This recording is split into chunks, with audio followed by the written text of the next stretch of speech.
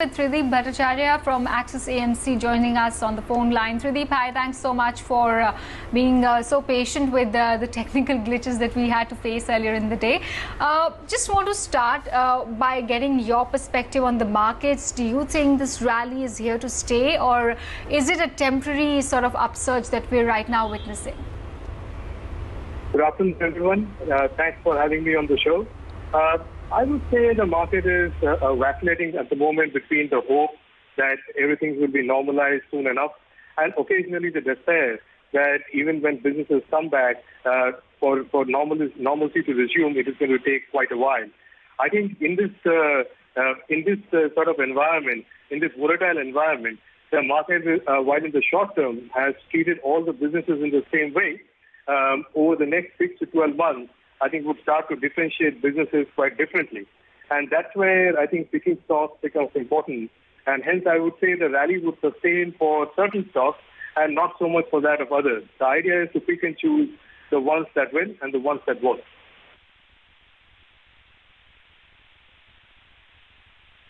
How should one pick and choose and make the most of this volatility that we're tiding right now?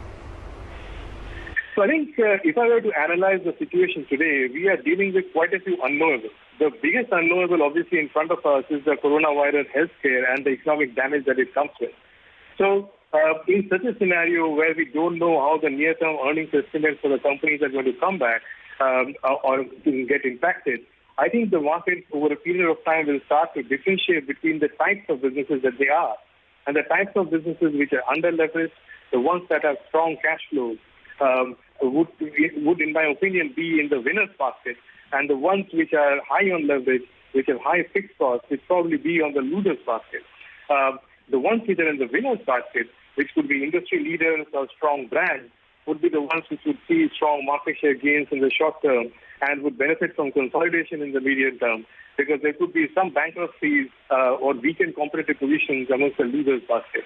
So I think from an investing standpoint, we have to focus to get the winners in our portfolio, which in my opinion could be brands, could be industry leaders, could be the ones which are under-levered, who can tide through this crisis with sufficient cash in the balance sheet. So to answer your question in short, balance sheet is the place to focus rather than P&L to get to the winners in this market.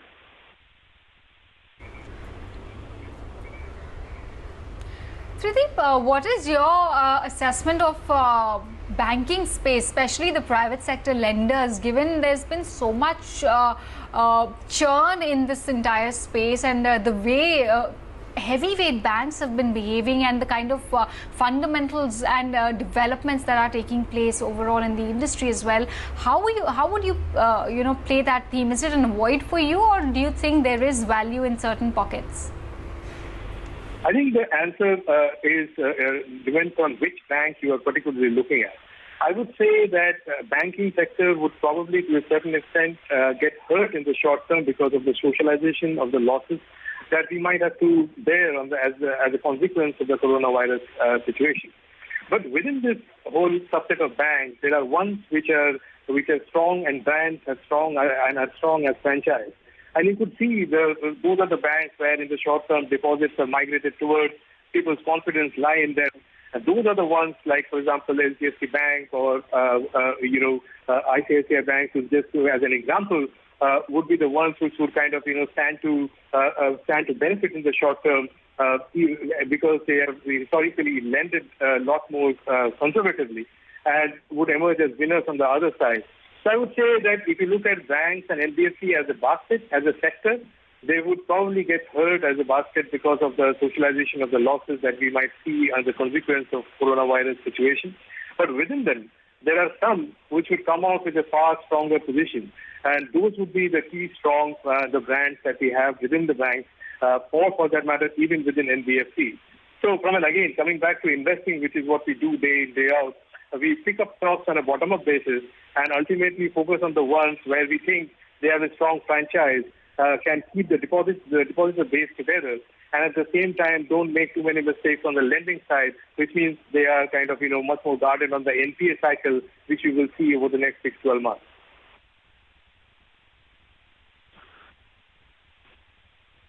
Okay. And how about autos? Good time to go sort of cherry picking there as well, given that the valuations have also come off significantly.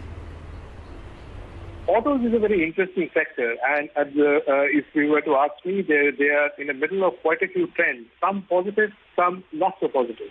The positive ones, which is the fact that at the end of this, some of the structural changes that we might see on the other side of coronavirus crisis would be probably a higher share of personal mobility, and that might benefit the auto sector overall.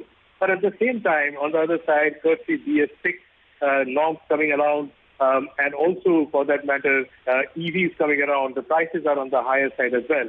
So if we put these two together, I think one has to be, while autos as a sector is interesting, cyclically poised, valuations have come off, within that, certain select stocks certainly offer a significant amount of value in our opinion, particularly the tire makers, if you look at MRF or for that matter, Maruti, which overall over a period of next 12 to 18 months, could see significant amount of market share gains as the situation normalizes. Again, the market is going to be quite volatile. I think it's not going to be one-way street as we come out on the other side of the coronavirus crisis because there are a lot of job losses and people's budgets are strained. There's going to be a whipsaw kind of a recovery, but over a period of next 2 to 3 years, if stock picking can be seen from that point of view, I think autos is an interesting place to hunt for stocks.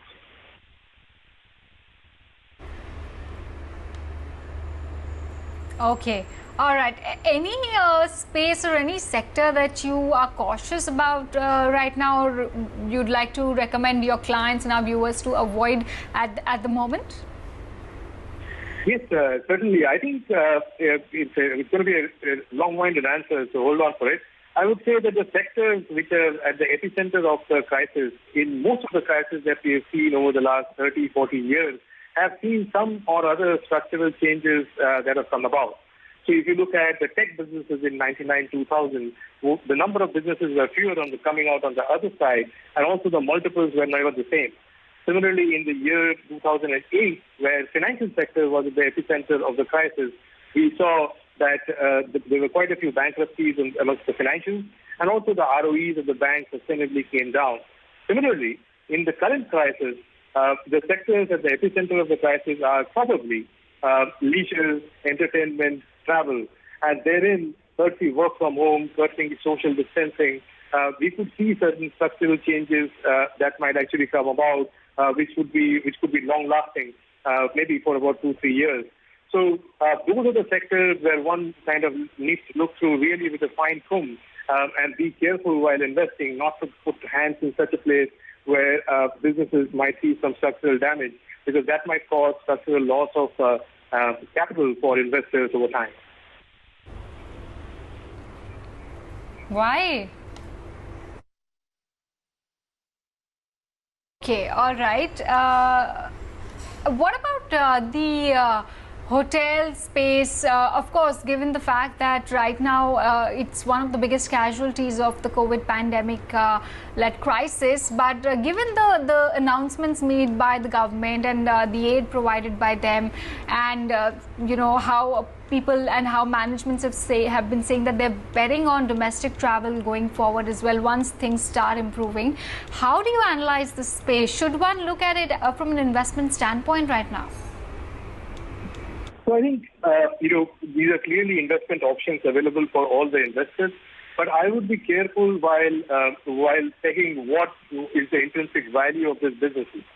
Because some places, for instance, if the work from home becomes a constant part of our life on the other side of the coronavirus scenario, then maybe travel to a certain extent might come down or might not reach the historical peak that we might have seen. Similarly, areas like multiplexes or which are more crowded might take a bit longer to sort of come back. So I think investors who are looking to sort of invest in equities would actually calibrate their expectations more carefully when picking at stocks in these sectors, because they might take a longer haul for businesses to come there. Now, compare this with sectors where we are seeing deferred demand. as opposed to in some cases where we are dealing with lost demand. So, if you have a flat tire, maybe because we are all working from home at the moment, you can stay on the sidelines. But once you go out, you do have to sort of, get the tire repaired. So those are the categories which, in my opinion, will come back first. And from a stock picking standpoint, might offer some value, which will kind of, which will lead to handsome gains over a period of maybe 6-12 months. Some of the other sectors which are kind of probably at the epicenter of the sector of the crisis might see some structural or might see some lost demand, which makes the demand cycle more prolonged than that of others. So that's what I was alluding to, that certain sectors need to be kind of, be looked at with a far more fine-tune as opposed to some others where we are dealing with deferred demand and things might come back the moment we come out of the lockdown.